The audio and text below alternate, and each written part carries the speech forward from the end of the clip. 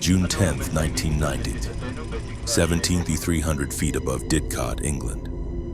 A quiet Sunday morning sky, pale and harmless, cradles British Airways Flight 5390. Inside the cockpit of the BAC 111, it feels almost sleepy.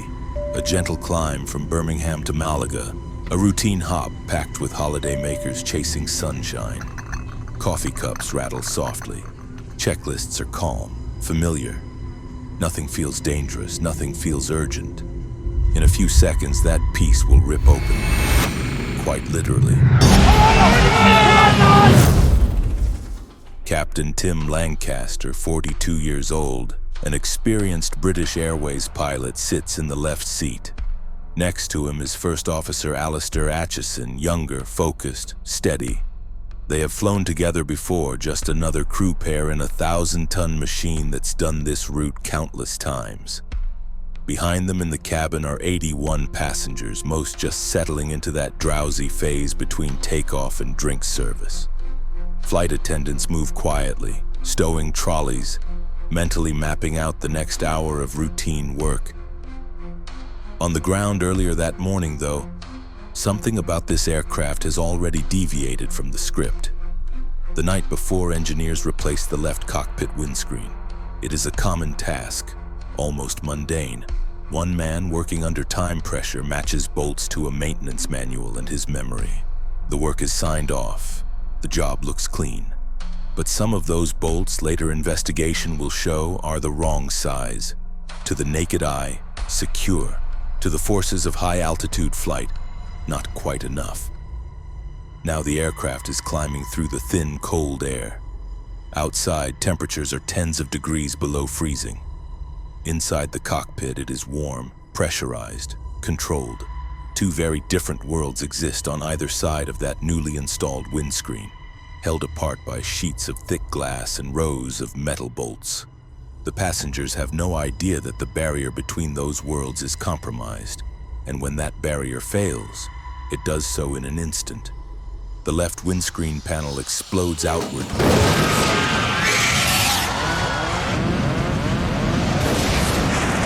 Torn from the frame by the pressure difference, air, sound, and shattered ice crystals blast through the open hole.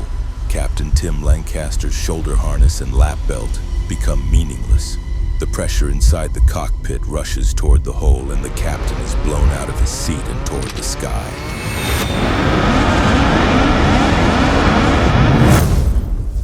The decompression is explosive. Loose items vanish toward the opening. Everything races past Alistair Atchison's face. The cockpit door blows inward under the sudden pressure change, slamming off its hinges. In the cabin, there's a deafening roar as frigid air tears forward. Passengers feel the sudden drop in temperature, see vapor mist around them, and hear the engines shift their pitch. But in the cockpit, something even more surreal is happening. Their captain is no longer fully inside the aircraft. Lancaster is blown upward and outward through the empty windscreen frame. His upper body is outside the jet, exposed directly to the slipstream. Only his legs catch on the control column and nearby structures, stopping him from being completely ejected. His torso lies against the outside fuselage, slammed by hurricane-force winds at over 300 miles per hour. His head, arms, and upper chest are pressed flat against the skin of the plane. He is unconscious almost immediately, from either the shock, the impact, or the extreme cold.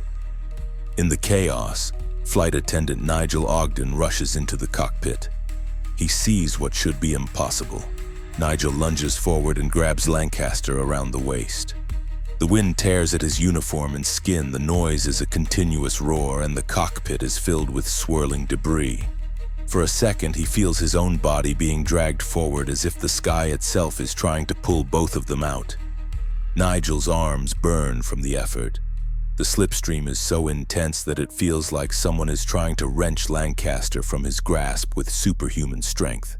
His hands are cut and bruised as the captain's uniform jacket rides up and flaps violently.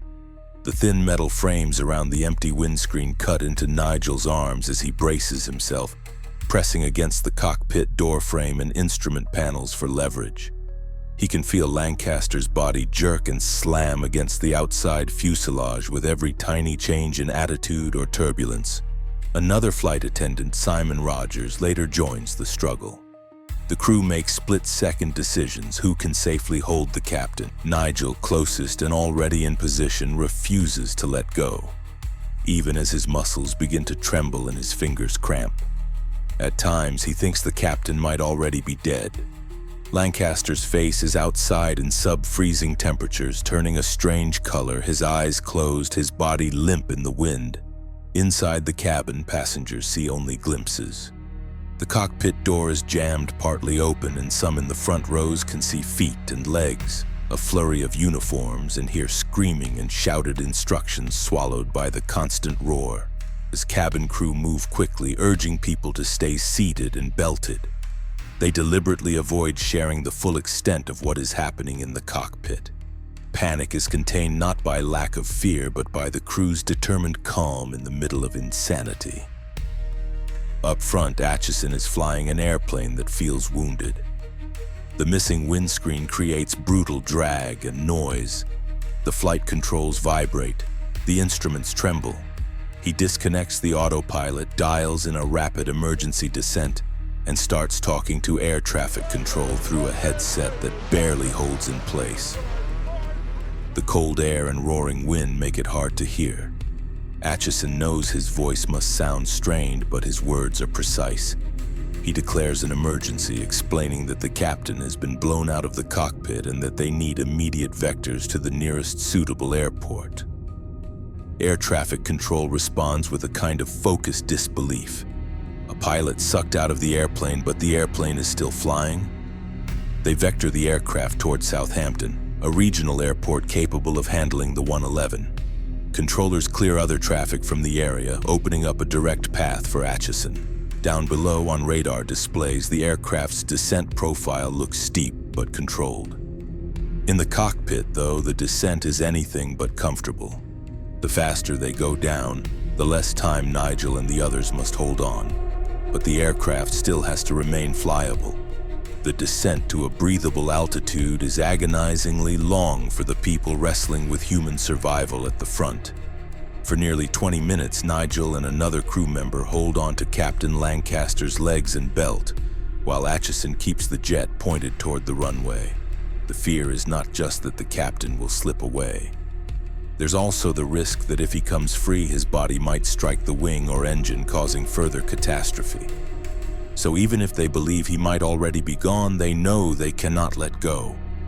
Acheson levels the aircraft at a lower altitude to stabilize things briefly, then continues toward Southampton. He has flown many approaches, but none like this. He must juggle speed. Too fast and control is difficult. Too slow and they risk stalling with an already damaged airflow profile. He uses flaps and thrust conservatively, feeling the airplane respond. The noise never stops, a constant battering wave of sound. Communications with the cabin are reduced to quick, shouted instructions and hand signals. Every person on board is relying on one man's hands and one group's grip. As they close in on Southampton, the tower prepares for an emergency landing. Fire trucks and medical teams stand by along the runway, anticipating the worst. From the outside, the aircraft looks largely intact, except for that gaping wound where the captain's window should be. Some witnesses later recall seeing the shape of a body pinned against the aircraft, though details remain blurred by distance and speed. Inside, the flight attendants secure the cabin as best they can, instructing passengers to brace, their own hearts pounding but voices steady. Acheson lines up for final approach. The aircraft is heavier than ideal, not fully configured for a normal landing, and the noise still makes concentration difficult. Yet his training and instincts lock in. With his captain half outside the plane and the crew physically acting as a human tether, he focuses on the simple, brutal priority: put the airplane on the ground in one piece. He flares gently, allowing the wheels to kiss the runway. The moment the weight shifts from air to earth, the entire aircraft seems to exhale. As the aircraft comes to a stop, emergency crews race in. The engines spool down and the roaring wind fades, replaced by the distant whine of sirens and the murmur of frightened voices. Nigel and the others, arms numb and trembling, still refuse to release Lancaster until firefighters and paramedics arrive to support his body. When they finally ease him back inside, the scene is both shocking and miraculous. Broken bones, frostbite, severe bruising and cuts, but he is breathing. Against any reasonable expectation, Captain Tim Lancaster is alive. The passengers disembark down mobile stairs, some in tears, some oddly calm, walking across the tarmac past lines of fire engines and ambulances.